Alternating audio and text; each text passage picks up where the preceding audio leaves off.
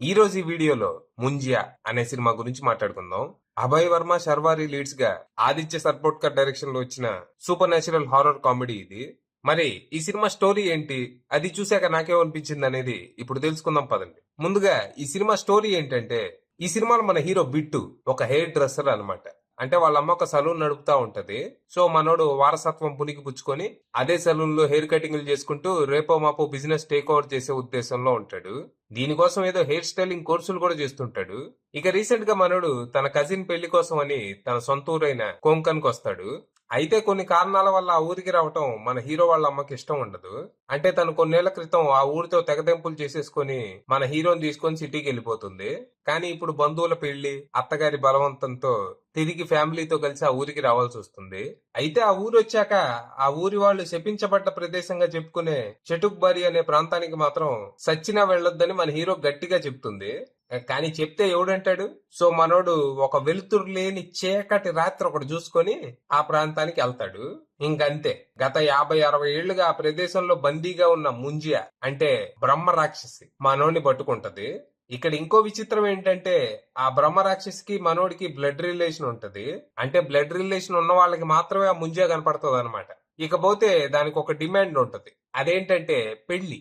దానికి పెళ్లి చేయాలంట. అది కూడా తను ప్రాణంగా ప్రేమించిన మున్ని అనే అమ్మాయితో అంట. ఆ మున్నిని ఎక్కడున్నా వెతికి తీసుకొచ్చి ఆ చెటుక్బలి ప్రాంతంలో బలిస్తే తను దెయ్యం అయిద్దంట. తర్వాత ఇద్దరు కాపురం చేసుకుంటారంట.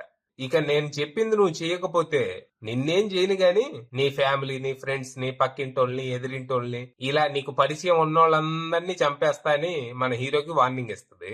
మరి తర్వాత మన హీరో ఏం చేశాడు? ఆ ముంజియా చెప్పింది చెప్పినట్టు చేశాడా, లేకపోతే ఆల్టర్నేటివ్ ఏమన్నా ఆలోచించాడా? అసలు ఆ ముంజియా కథ ఏంటి? అది ఎందుకు ఆ ప్రాంతంలో బంధించబడింది? ఆ మున్ని ఎవరు? ఇంతకీ ఆ ముంజియాకి మన హీరోకి మధ్య ఉన్న రిలేషన్ ఏంటి? వాళ్ళమ్మ ఏం దాచిపెట్టింది?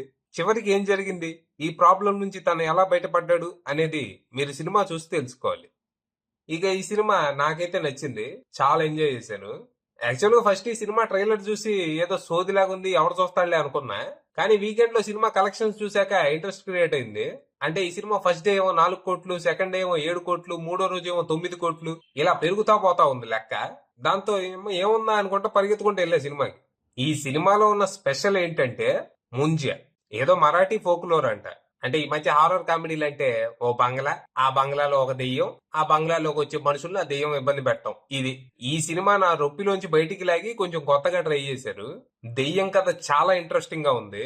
అంటే ప్రతి పల్లెటూరులో ఏదో ఒక లెజెండ్ ఉంటది. లైక్ ఆ మర్రి చెట్టు కింద దెయ్యం ఉంది, ఆ చెట్టు త్వరలో బూచోడు ఉన్నాడు, ఊరి చివరి గుహలో రాక్షసుడు ఉంటాడు, ఇలా. అలా వీళ్ళు కూడా మహారాష్ట్రలో ఉండే కొంకర్ అనే గ్రామానికి చెందిన ముంజియా అనే ఫోక్లోర్ ని బేస్ చేసుకుని ఈ సినిమా తీశారు. సినిమా ఫస్ట్ హాఫ్ లో హీరో క్యారెక్టరైజేషన్ ని, ముంజియా మోటివేషన్స్ ని బలంగా ఎస్టాబ్లిష్ చేస్తారు.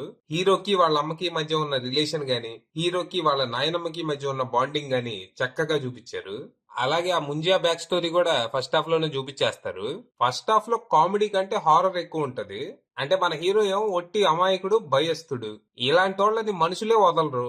అలాంటిది బ్రహ్మరాక్షసి వదిలేసిద్దా? భయపెట్టి భయపెట్టి టార్చర్ పెట్టుద్ది. ఇక సెకండ్ హాఫ్ లో హారర్ తో పాటు కామెడీ హిల్లేరియస్ గా వర్కౌట్ అయింది.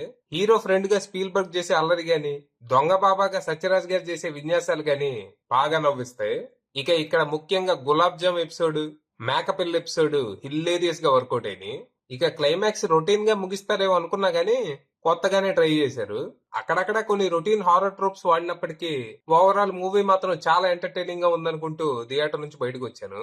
ఓవరాల్ గా సినిమాలో ఉన్న పాజిటివ్స్ విషయానికి వస్తే actors performances, story, BGM, production values and direction. ఇక నెగటివ్స్ విషయానికి వస్తే కొన్ని routine scenes and songs. Final గా చెప్పేది ఏంటంటే ఇది ఒక హిల్లేరియస్ హారర్ కామెడీ. ఇలాంటి సినిమాలు థియేటర్ లో చూస్తేనే మజా వస్తుంది. సో ఓటీటీ కోసం వెయిట్ చేయకుండా థియేటర్కి వెళ్ళిపోండి. అది విషయం.